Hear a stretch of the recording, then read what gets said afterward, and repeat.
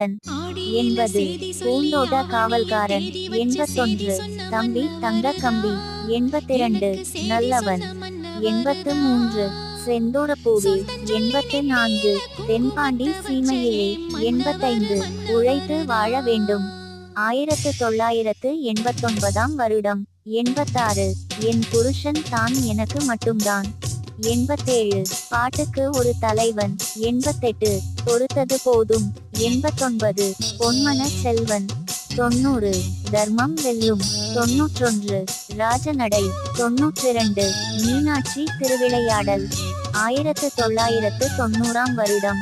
93 புலன் விசாரணை. 94 புதுப்பாடகன். 95 சந்தன காற்று.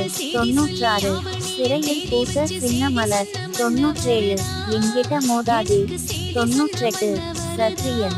1900